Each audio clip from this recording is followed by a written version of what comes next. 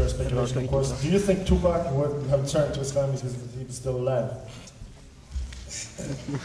Well, we know as Muslims, alhamdulillah, everything is written. Whoever's going to be a Muslim, he's going to be a Muslim. It's not no mistake if a person dies and not a Muslim. So we know that if it's written for Tupac to be a Muslim, then he would have died as a Muslim. But unfortunately, he died as a non-Muslim. You know, Allah doesn't make any mistakes.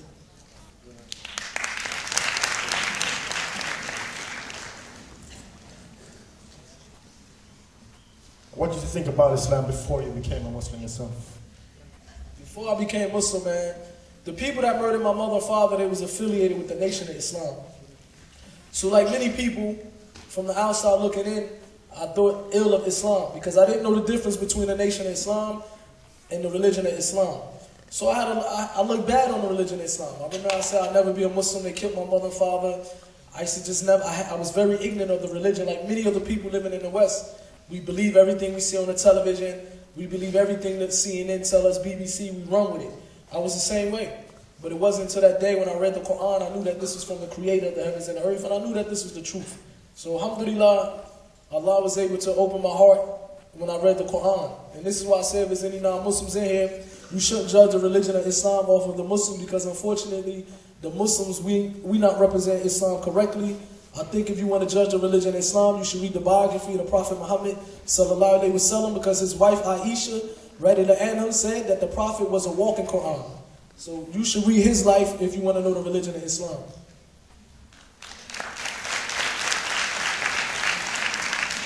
En rask greie bare, det en som har mistet lommeboken sin, Wakas Ahmed, så kan dra til Ikea og få den levert tilbake. Right. I lost their wallet. That's my wallet. Where is that?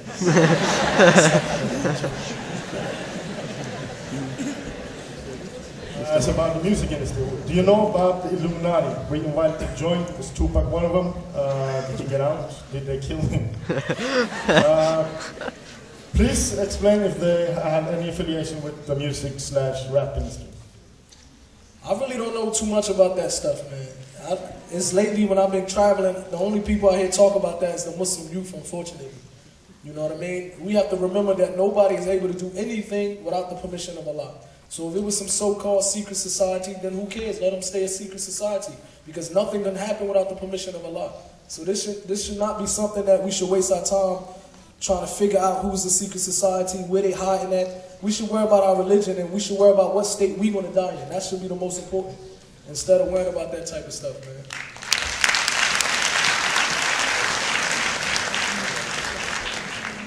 Did the Outlawz and Tupac discuss Islam earlier in your career, like before you became Muslim? Well, I know Pop, he knew about Islam. He had many people in his family that's Muslim. He had very close cousins that was a Muslim of his, but he never accepted the religion of Islam. Like I mentioned earlier, all the members of the Outlawz, alhamdulillah, they all accepted the religion of Islam, alhamdulillah. What kind of response/reaction did you get from your friends and family when they told them you was a Muslim? When I first became Muslim, man, the people thought I was weird, because I was the first person that always wanted to be in the club. I was the first person drinking the alcohol, the drugs, the guns. I was the wild one. And alhamdulillah, the religion of Islam, if you practice it correctly, it changes your life to good. So at first, the Outlawz, my brothers, everybody, they thought I was a weirdo. And alhamdulillah, as we see, eventually they was able to join the weirdness themselves. You know, the Prophet ﷺ said when you in the Quran and the Sunnah that you a stranger. And when you practice the religion of Islam correctly, and you practice the Sunnah of the Prophet ﷺ correctly, you will be a stranger even amongst other Muslims. So alhamdulillah, you can think we strange all day. We don't care, you know? We all know the whole Quran Kareem is special. Can you point to a part that was more special to you or whatever? Quran, you said? It's like every time I read the Quran, it seems like I get something new out of it, to be honest with you. So I really won't be able to just pick one specific part of the Quran, because like some of the scholars said, the Quran is like a living thing. You know, it have stories of the past, it have stuff that we face every day in our life. It's something that we should contemplate more. I'm speaking to myself first, because every time I read it, alhamdulillah, I found something different, mashallah.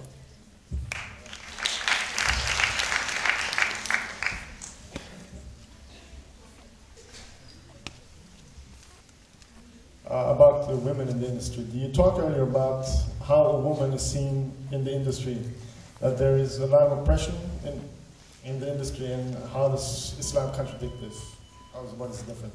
Basically, like we mentioned earlier, you hear the story that the Muslims oppress their women. This is, even if you have a Muslim that oppresses their woman, then this is a lack of understanding of that Muslim of his religion. Because the religion of Islam is a religion that came to liberate the freedom woman. Most people might think that when they see a woman walking from hijab, from head to toe, that she's oppressed. Most of the people in America that convert to Islam are women. They decide to put the hijab on. They decide to cover up. For example, it was a story of a Christian. He was a preacher. He wrote a story in a magazine in America. And he was talking about the many divorces that are taking place in the USA. And he was saying, because most of the women, he was speaking about himself and the non-Muslim women. He said most of our women nowadays, when they wake up in the morning, they beautify themselves. They put all the makeup on. They put their mini skirts on, their high heel shoes on. They look real pretty. And he said they beautify themselves for their co-workers, for their boss. Then they come home from work. They take all the makeup off. Then they want to put a scarf around their head. They put baggy sweatpants on. And they are too tired to cook and give their husband their rights. When I read that, I said, subhanAllah, the religion of Islam is a religion of wisdom. It's the opposite for the Muslims. When the woman is in the house, that's when she beautifies herself for her husband. That's when she can put whatever she want to put on. That's when it's recommended her for to put the makeup on, to do her hair, to whatever she want to wear, whatever she want to put on. But when she walk out the house, that's when she take the makeup off, and that's when she cover her head, her body from head to toe, to the point that it make a man feel special. That you have a woman where you know that this is, you're the only one that's seen this woman in this state. So the religion of Islam, when I first read it, it basically was, first read about it, learned about it, it was the first time that I ever seen the rights of a woman. The rights that a woman deserved. I thought that when we put a woman in our rap videos and we tell her to take off her clothes, I'm thinking we doing her a favor. That is the most disrespect. That's most disrespect, and that's called oppression to a woman. That even if they want to sell insurance, car insurance, even if when they want to sell, recently they had a cheeseburger commercial where they had a woman in her bikinis eating a cheeseburger just to sell a $2.99 cheeseburger. To the point that if you think this is freedom, this is basically disrespect. This is oppression to a woman. This is slavery to a woman. If you think that the only way you can use a woman is to make her take off her clothes and the only thing she's worth is to sell a cheeseburger. The religion of Islam come to give the woman honor. To say that you're not going to look at this woman because of her beauty. You're going to look at her like a woman. You're not going to only respect her, only want to do right because she's walking around the streets half naked. This is not what the religion of Islam teaches. And before I became a Muslim, I thought that this was the ultimate, this is how we're supposed to treat a woman. And it wasn't until the Prophet ﷺ, the way he interacted with his wives. The Prophet ﷺ said, those who are best for my ummah are those who are best to their wives, and I'm the best of you to my woman. He was the best to his wives. He used to race with his wife. Aisha, the wife of the Prophet ﷺ, this is the messenger of Allah, the messenger of the creator of the heaven and earth. He racing with his wives. He racing. Another one of the wives said when she used to take a drink off the cup, the Prophet would grab the cup and put his mouth directly when she drunk off. He was very kind to the woman. He said that the women are vessels. So if you read about the religion of Islam, you will see that it came to liberate the woman and give the woman a true rights. The same rights that America and different parts of the Western countries, they recently gave women these rights. For example, I was reading recently in America and the UK, the woman recently started to get a right to vote. They recently got their rights to basically buy their own land. This is rights that they just gave to the woman in America 40, 50 years ago. 1,400 years ago, the religion of Islam gave a woman a right to purchase her own land, to be her own boss. The first person that the Prophet Muhammad worked for was a woman, his wife Khadijah. He worked for a woman before.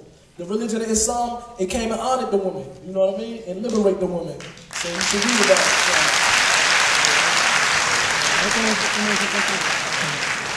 it.